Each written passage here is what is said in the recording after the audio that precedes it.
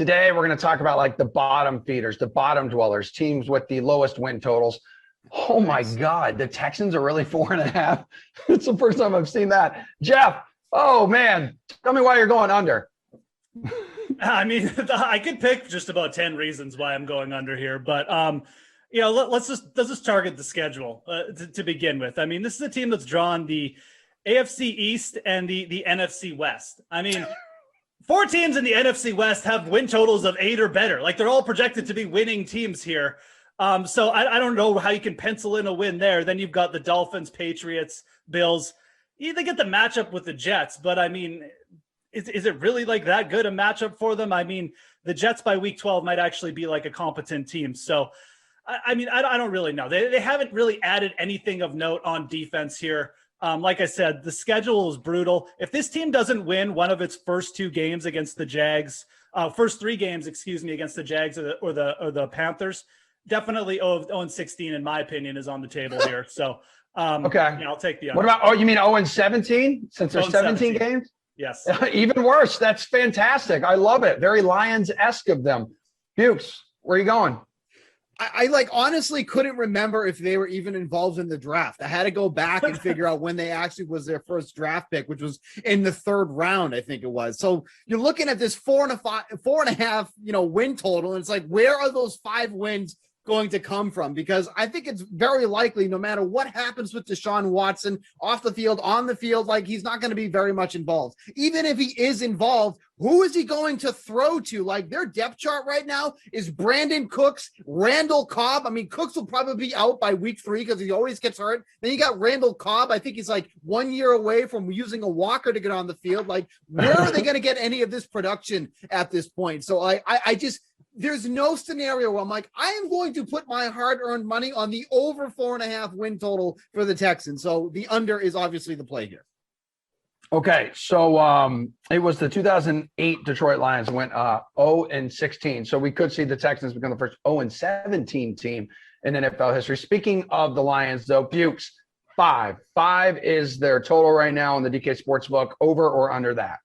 I mean, this is another team where it's like, yes, they traded for Jared Goff, but we've already heard in the offseason, there's no guarantee that he's going to be the quarterback in week 1. I mean, they realistically are in a rebuild mode, and it was pretty evident at the draft. The first 4 rounds, they went all defense. They had no offensive weapons really for Jared Goff or whoever's going to be under center for the Lions to start the year. Again, this is not another team where I'm looking to take the over, but the number is quite small. But with so many question marks and just a lack of depth really anywhere offensively, like, where is this team going to score? Like, they did make some good moves defensively, so maybe they won't give up 30 points a game or whatever. But, when they're scoring, when you're hoping for them to score just in the double digits at this point, doesn't really usually equate to a lot of wins. So, again, this is not another team that I'm looking to take the over on. I don't think anybody is, unless you're in the great state of Michigan.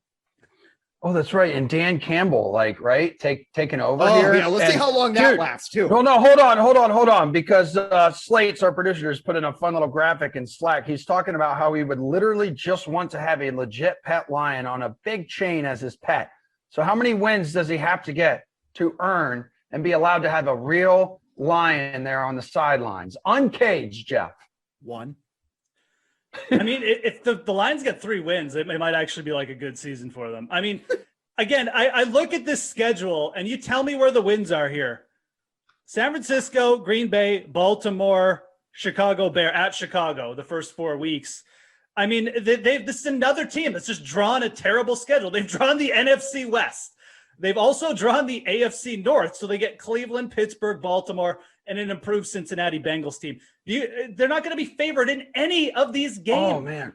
Look at Lions-Rams there, dude. October 24th. That's going to be sexy. Yeah, great. I mean, if you like, 40-0. Well, there's narrative street. You know what I mean, with the quarterbacks? For the LA Rams. I actually think I like the under better on the Detroit side. I really do. They're playing in a tougher division.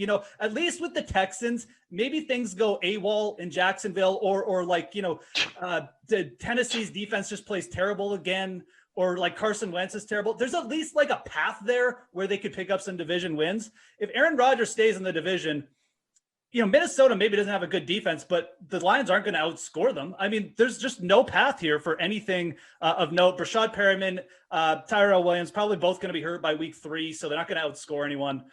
Just give me the under here.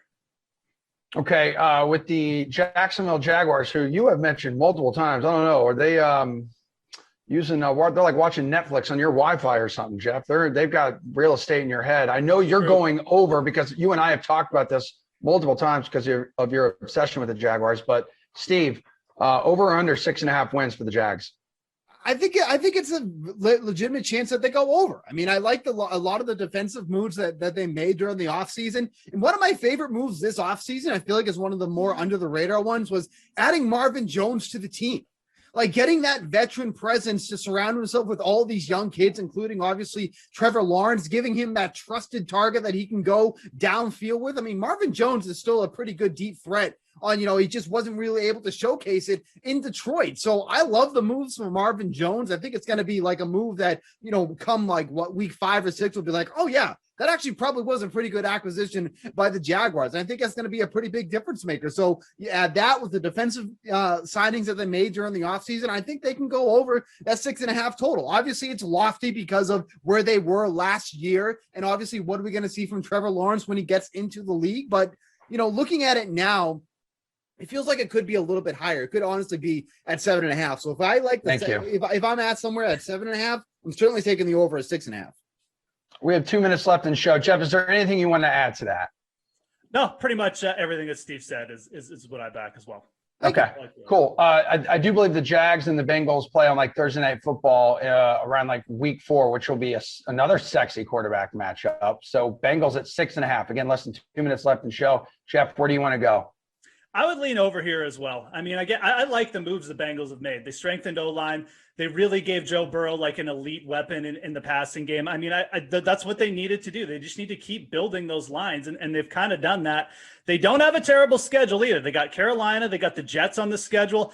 I personally am of the opinion one of Pittsburgh or Baltimore is ripe for some regression this year. And if they just pick up 2 division wins here, that might be enough to hit the over here with the extra games. So, they also have the AFC East on the schedule. I like the over here on Cincy. I think, Zach Taylor will get things together and this team will be competitive next year. 60 seconds to go on show, Bukes. What do you want to do? Yeah, just real quick. I think you're getting a pretty good number here because we don't know what we're going to see from Joe Burrow. How is he going to react to coming back from that injury? I think this could also be a total that could be a win higher. So with that in mind, if you like that number where it was, because if Joe Burrow was healthy, obviously this team probably would have won a couple more games. So I like the over on this one here. I'm glad that they did something with the O-line because that's what they so desperately needed to protect him. They're going to have to do it more than ever this year.